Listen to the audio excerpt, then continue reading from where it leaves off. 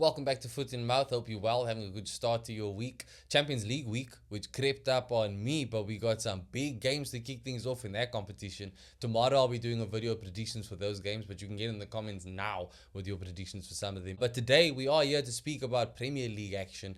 We had some big results in game week 4 of the Premier League. I didn't do any predictions for these games. I didn't have time last week, but it's probably for the best because a lot of these games didn't go how I expected. So I would have really lived up to the show's name again. I'm not trying to do that too often this season. But yeah, we're here to talk about that. Lots of talking points, mostly from the Manchester derby, unsurprisingly. But there were some big debuts for a lot of players across the league.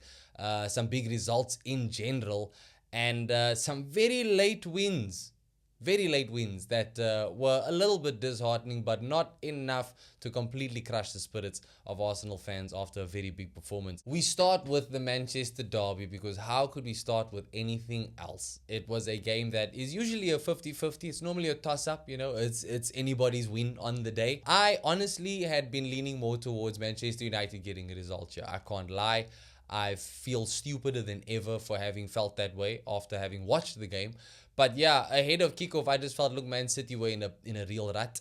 Manchester United, it would have been the most Manchester United thing for them to just show up in this game and run away with the 3 points. But it didn't play out that way. I guess it shouldn't have been a surprise because Manchester City just absolutely dominated from start to finish. Man United were trying. They were trying, but no quality in their efforts. It has to be said, bro. No quality in their efforts. I think Ruben Amorim is definitely going to be the product. He's the reason for his own demise. He's overly stubborn to the point where he doesn't even want to get any more points than games managed, bro. Because after this game, he now has 31 games managed for Manchester United and 31 points to show for it. He has no right to be as stubborn as he is about this system. He was pressed about it again in the press conference after the game. He was adamant as ever, saying, yeah, he will not change his philosophy. And if the board do want the philosophy change, then they have to change the man. So, yeah, very much planting his feet on this and refusing to change his system. I honestly think that he's just being blinded by the metrics. Because, if you just look at the numbers in isolation, weirdly, there are signs of promise. Man United currently rank first for shots taken, 58 shots. They are second for shots on target, 16. They are first for touches in opponent's box with 99. They are first for XG, 6.78. So the metrics show that Amorim's system is definitely getting them where they need to be. But I think what he's failing to understand is that he doesn't have the players to see it out.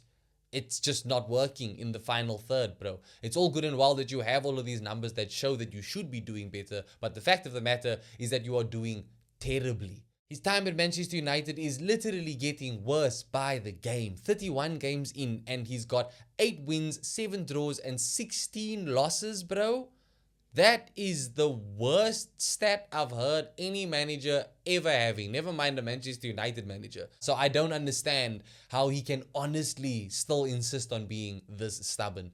And how he can honestly still insist on keeping players like Kobbie Mainoo on the bench. Because when he came on, I think that he looked a much better player. And he changed things a little bit for Manchester United. Obviously, way too little, way too late. But yeah, you've got some good players there. They just are not the right players for the system. And you gotta wake up, bro. I think that the only thing saving him right now has been that there hasn't been any candidates on the market to replace him, any good candidates. I think that's changed now because Nuno Espirito Santo is available. And I can tell you one thing, if I'm on the Manchester United board, I'm phoning whoever I need to phone and I'm trying to fast track getting Amorim out and Nuno in. Because I think Nuno at this Manchester United team, I think he works miracles. I think he absolutely plays a much more pragmatic style of football, and I think that he can find the perfect balance to get the most out of these players, just like we saw him do at Nottingham Forest. So yeah, I think Amorim, his biggest saving grace may have all but gone now because Nuno is available on the market. Not just Nuno, to be fair, Ollie's available. I think Ollie looked quite good as Manchester United manager until they forced signings that he didn't necessarily want in the team on him, and he lost the balance that he had worked so hard to achieve the season before. Jose Mourinho is obviously available. I'm still all for one last dance, can't lie. But yeah, Amorim, stubborn as ever. I genuinely do not understand why. And this game should have been nothing more than an eye-opener. It doesn't seem to have been the case. And yeah, it is what it is. I feel like I'm saying this more often now on the show, but he's made his bed. He's got to sleep in it. I just feel bad for the fans, bruh. I feel bad for the fans. There must be nothing more frustrating than genuinely knowing better than the manager. And I think this is one of those rare occasions where people can say that the professional fans at home do know more than a professional football manager, because the signs are just there for everybody to see where it's not working, why it's not working, and he seems to be the only guy who doesn't see him. Benjamin Sesko, another victim of the system. I feel so bad for this guy. I'm a massive fan of his. He's now 5 games into his Manchester United career. He's got 0 goals, 0 assists. He's got 3 shots on target to show for it. It's terrible. And a lot of this, I think, is down to the system, but it's just as much of it is down to the fact that he does not seem to be able to meet the pace of the Premier League. I'm not seeing him in places he needs to be when he needs to be there. I'm not seeing him make nearly enough runs that he needs to be making for players to let through balls. But then again, I'm also not seeing any players sending in crosses. They're not taking advantage of his height at all. This guy is one of the tallest players in the league. He's one of the most athletically gifted players in football. Man United are not doing nearly enough to try and take advantage of that. So I'm hoping that that can change, at least for Sesko's sake in future. But so far, 007 very much headed his way. He's not alone there. But yeah, Benjamin Sesko, too anonymous, man. I think that he's a real player. But in these opening games of his time at Manchester United, you haven't really seen anything to give you much confidence. So he needs to turn things around. But I think as long as the system is the system, it's just going to get harder and harder for him. Meanwhile, other side of Manchester, the blue side of Manchester, Pep Guardiola is having a wonderful time again. This was his 600th game in management, and he's got a win percent ratio of 74.3 to show for it. He is the GOAT, bro. It's obviously something that will forever be debated. Who is the greatest of all time? In the modern era, I think Pep Guardiola has to be considered the GOAT. The numbers show it all. A lot of people take some credit away from him because he does manage big clubs with big budgets, but I think that doesn't matter. This man literally changed how football is played. And I think it's only a matter of time before he does it again. And yeah, his time at Manchester City, honestly, I think is an absolute testament to the job that he is capable of doing. Money spent and all, everyone can spend money. Look at Arsenal, look at Manchester United, look at Chelsea. You can look everywhere. People can always spend money, but it's how you spend money. Pep Guardiola turns players into world beaters. And yeah, it's not been a good time for him lately, but this win was at least the proper return to form. Erling Haaland bringing that international fire with him back to club football. He got 2 goals on the day. He now makes it 50 home goals in 50 home appearances. Only player to do it quicker than him is Alan Shearer, so he's in good company there. Alan Shearer took 48 games to do it, but yeah, massive achievement for Erling Haaland. This guy continues to just smash records since joining the Premier League. It's something that is a worry. It will always be a worry, because no matter how bad Manchester City do, as long as Erling Haaland is there, they're always going to be there or thereabouts. I think that's just that simple. He is that good a goal scorer. But not only that, I think as far as an overall footballer goes, this guy has improved so much since he joined the league. I used to look at him as just this big bulldozing striker that runs forward on goal and just shoots, but he's turning into a real player. His link-up play, his hold-up play, his all-round play has just absolutely gone up so much since he joined the Premier League. And this game, I think, was the most convinced of that I've ever been. He looked like such a solid player on the day. I know a lot of people have given Luke Shaw, Harry Maguire a lot of grief for how they defended him for the 2 goals on the day, but I don't think you can take much away from them, bro. Erling Haaland was always destined to score those goals. Could have been a hat-trick on the day, probably should have been a hat-trick on the day.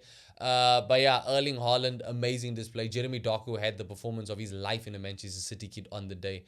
And Reinders could have made it 4, should have made it 4 late in the game as well, but his effort went just wide of the post. But either way, solid performance by Manchester City all around. Man United tried, absolutely they lacked all the quality needed to make a difference in that game. And yeah, it's another loss for Ruben Amorim, bro. And their next game is versus Chelsea at Old Trafford. Not exactly what he wants to see on the fixture list. If it's a loss there, or if it's any dropped points in general, bro, it's again just even more inexcusable. I don't understand how this guy is going to survive much longer. I would be very surprised if he does survive much longer. But hey, if they can get through Chelsea unscathed, could be a different story. Manchester City, on the other hand, they got Arsenal next week at the Emirates, and I think it's back to reality for them then. Because I'm saying it here now already, Arsenal are going to win that game. And the reason why I think that's going to happen is because of what we saw from Arsenal this weekend against Nottingham Forest. What a game, what a performance, what a result. It's exactly what Arsenal fans wanted to see after the loss to Liverpool. This makes it 4 games, 9 goals scored, only 1 goal conceded. It was another clean sheet against Nottingham Forest. That 1 goal that we conceded, a worldie by Szoboszlai. So, no, can't really judge them too much for that. But yeah, it's just quite funny that Arsenal are leading the way with goal difference, considering all the accusations of us being this anti-football defensive team. It's absolute nonsense. We just play smart football. You're just mad that we aren't playing this open, free-flowing game against tough teams like Liverpool away from home, when Nottingham Forest just showed you what happens when you play open, free-flowing football away from home to a tough team, bro. They absolutely got smashed. Ange Postecoglou with the nastiest welcome back to Premier League football you will ever see. You did see a little bit of a difference in his style of play. I think he is aware that he doesn't have the same caliber of players that he had at Spurs. He's got better now, but he also has learned better, which is something that Ruben Amorim still doesn't somehow seem to understand. But yeah, he came. I think he would have absolutely wanted to start things off with a big statement. He's never beaten Arsenal in his managerial career. So the run goes on. And what a day it was for the new signings at Arsenal. Martin Zubimendi scoring the goal of the season. We're only 4 games in, but that absolutely was the goal of the season. Edge of the box, first time hit volley. You love to see it. You barely ever see it, but just absolute perfection. Goal of the season, one of 2 goals on the day. So he's opened his goal scoring checkbook with the club, and in some serious style. Eberechi Eze, in his full debut for the club at the Emirates, got an assist for Victor Gyökeres' goal. Gyökeres making the 3 goals in 4 games. Say what you will about this guy. He's here to score goals, and scoring goals is what he's doing. I spoke about Haaland's development in the league. Gyökeres is already looking like a way better player just 4 games in. It's not just his shooting that's improved, but his overall movement off the ball, on the ball. He was making some very nice link-up plays with Eze and Madueke on both sides of the wing. Could have got a second goal on the day as well. Smashed the ball against the crossbar. If that went in, I think everybody would have been scared, bruv. The venom behind that shot was ridiculous. But on his goal that was assisted by Eze, I think you're going to see some real chemistry between the two of them in particular. I think genuinely the way Gyökeres looked at Eze when they celebrated that goal, the way Eze looked at Gyökeres, get you somebody that looks at you like they looked at each other. There are 2 guys that have performed amazingly for their clubs over the years, but never really got the big call up to the big clubs until they're both 27. This is pretty much the peak of their careers. It's now or never for them. So I think this move to Arsenal means a lot more for them than it does for most players. And same goes for Christian Norgard. I think once we start seeing him in the team, you're going to see someone who is absolutely playing his heart out for the badge. And yeah, the chemistry between Eze and Gyökeres, I think their styles of play complement each other 100%. And not only that, but I think personality-wise and their drive is there's going to be a really, really good combination there. I just feel it, bro. But yeah, on Noni Madueke, another brilliant game. As far as players as far as it goes, proving your doubters wrong, this guy is doing it more than anyone. The only thing that's missing now is goals or assists, which is unfortunate. But honestly, I don't even care, bro. What he is doing in this team since he's moved in to replace the injured Bukayo Saka has been nothing short of amazing. I think Saka is definitely going to have some real competition for that right wing. It's a nice problem for Arsenal to have. It's a very nice problem for Arteta to have. Declan Rice didn't even start this fixture. Kai Havertz is obviously out injured. Martin Odegaard went off very early injured. It was the only downside to this game. But Ethan Nwaneri came in and he filled in very, very admirably. Mosquera filled in for Saliba at the back. This is one of those things where you look at it last season, you're like, if Arsenal were missing those 4 or 5 players, you probably don't win this game. Now we've come out convincing 3-0 winners. And Nottingham Forest did try and make things difficult for us, but with players like Eze on the pitch, we found a way. With players like Zubimendi on the pitch, we found a way. So absolutely very, very big signs of promise at Arsenal. I'm more convinced than ever that we are going to A, get the win against Manchester City, but B, have a very, very strong run in the Champions League this season. I think we are absolutely perfect for European football. The longer we can put off playing an English club, the better. But I honestly wouldn't be surprised if you see Arsenal go to at least another semi-final this season. And it starts this week. We are playing Athletic Bilbao. But like I said, tomorrow we're doing predictions for Champions League games. But yeah, after this game, I'm super confident, I'm super happy, and I am very ready for more football from this Arsenal team, however we line up. Liverpool are still somehow sitting top of the table after a 95th minute winner. 95th minute, they get a penalty thanks to a stupid handball by Hannibal, who just threw away all the hard work that Burnley had done up until that point to keep it 0-0, get them a valuable point. And yeah, I guess that's just what champions do. This slot time goal scoring nonsense is getting annoying now. I thought at some point their luck would come to an end. And now it just seems like it's not luck, bro. It's just what champions do, apparently. It's the 4th game this season that Slot and his team have scored after the 80th minute. But yeah, 95th minute winner. Absolute kick in the teeth for Burnley. You gotta feel for them. But at the same time, hey, hats off to Mo Salah, bro. It had to be him. He's now put himself 100 goal involvements clear of any other player in the league since he joined Liverpool, which is a crazy stat in itself. So hats off to him. Liverpool were always expected to win against Burnley. I guess credit to Burnley for making it as difficult as they did. But yeah, it's a little shaky at Liverpool, bro. I still think now's the time for anybody to take points off of them, before they really click and put things into top gear. But this is another performance, not only by the team, but also by Florian Wirtz, who this was his best opportunity ever to really shine in a Liverpool kit since he joined. But yeah, I think this is another sign that they are definitely beatable. They're beatable. As long as that is the case, there's hope for Arsenal. There's hope for the league not turning into a farmers league. Obviously, Noah Alexander is sacking the team just now, so you would have really hoped they drop points now before he comes into the team. But from next week, it's probably going to be Isak's season, and yeah, we may sit here for the next few episodes saying it's win after win after win after win for Liverpool, but I think at the back they look vulnerable. Until January, everybody's got to do everything they can to take points off of them. But yeah, they are obviously Liverpool. Brilliant manager in charge. Brilliant team of players on the pitch. They're going to be very happy that they got away with the win. They're not going to mind at all how it came about, as long as they got the win and they still keep their 100% record intact at the start of the season. 4 games in, 4 wins to show. Cheating Chelsea managed to get a point against Brentford. I was hoping that they were going to throw it all away, but yeah, 2-1 up against Brentford for the most part. Cole Palmer back into the team. Cole Palmer back on the score sheet. And then Brentford ended up getting a late penalty. So at least the points were shared. It's not the result that Chelsea fans wanted, not the result Chelsea fans needed. They needed a bit of a rise, especially after those 74 charges that were opened against them last week. It's obviously not as bad as the Manchester City charges. This is more, for Chelsea, it's more related to agent matters. But I think that it is very significant in the sense of the players that have been singled out in terms of these breaches with regards to agent fees being paid. It obviously led to them getting some players that they maybe shouldn't have gotten or couldn't have gotten without resorting to the means that they resorted to. So I think at the very least, they get an asterisk next to all the achievements. Yeah, I'm going to be petty. I'm an Arsenal fan, of course. But I just think that some of the players, like Eden Hazard, who is one of the players that was named, these are guys that were absolutely crucial to this massive amount of success that the club had under Roman Abramovich. So, you take Hazard out of the equation and things may look very differently for the club. So in my mind, as far as I'm concerned, yes, you guys won those trophies, you won those competitions. But much like we said with Manchester City, I think Chelsea get a little bit of an asterisk next to all of those achievements. That's just my opinion. Between the years of 2009 to 2022, I think that's when it's from.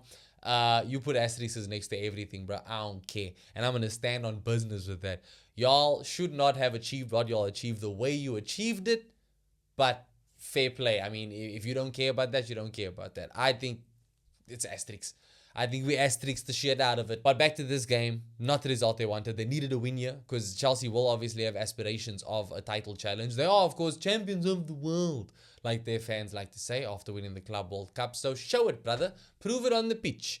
2-2 versus Brentford, who are not at all the best Brentford. Not what they wanted to see, not what they needed, but it's still early days, so they are still able to turn things around again. Next up, they're playing against Manchester United at Old Trafford, so a win there absolutely turns things around. very, very big boost to the fans and to the players. And at the way things are going, you would kind of expect them to get that win against Man United. West Ham, I don't think anybody's expecting them to get anything out of any football game for a long while. They lost 3-0 to Spurs. Spurs, by the way, another club who are definitely going to have their sights set on an unlikely title challenge after the Europa League win. 3-0 win. It's the third game this season that West Ham have lost by 3 goals or more. Graham Potter on the fast track to getting sacked. I think his biggest saving grace right now is that West Ham do not look like a very enticing project right now. So I guess time is on his, not time is on his side, but the manager market is on his side. I don't see any of Nuno, Oli, or Mourinho. Maybe Oli would say yes to the job at West Ham, to be fair. But Mourinho and Nuno, I think they don't need that kind of stress in their lives right now. And Graham Potter has it all to do. He's got to turn things around quickly. It was a good game for Spurs, good game for Thomas Frank. Javi Simmons getting an assist on his debut, so that's going to be a big boost to him. And 3-0, very convincing. You have to say that Spurs were favourites for this game in general. I would have hoped that West Ham could prove me a little bit wrong, but wasn't to be on the day. Newcastle beat Wolves 1-0. Nick Woltemade getting a goal on his debut. I think it's only a matter of time before Newcastle fans start saying, Alexander Isak, who? They spent big money on the striker, the German striker, of course. Didn't have the best international break, but looked good in his debut for Newcastle. It always helps to see your new boy get a goal on his debut. He is huge, by the way. What a player. And they at least seem to be trying to take advantage of that height, which I think is going to absolutely work in their favor.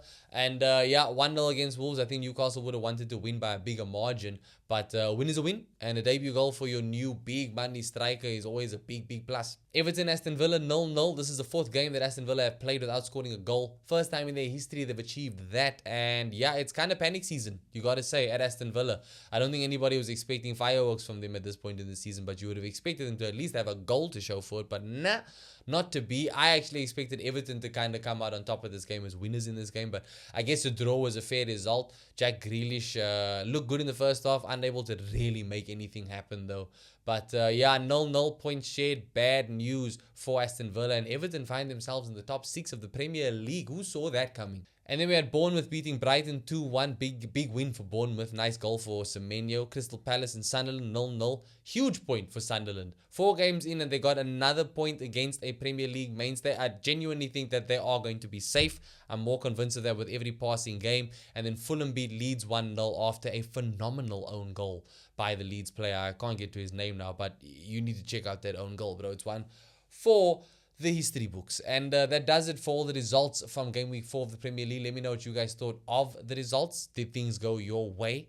And where to from here for Manchester United, guys? Genuinely, Amorim needs something of an intervention. He needs to get over himself, and he needs to wake up and make some very much needed changes to his formation and his system. Otherwise, it's just going to be downhill fast for Manchester United. But I'm going to leave it there. Thank you guys as always for watching the video. Like I said, tomorrow we're going to be doing predictions for Champions League fixtures, Europa League fixtures, Conference League fixtures.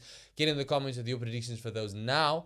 If you enjoyed the video, do leave a like. If you haven't already, subscribe to the channel for more content. I'll catch you in the next one.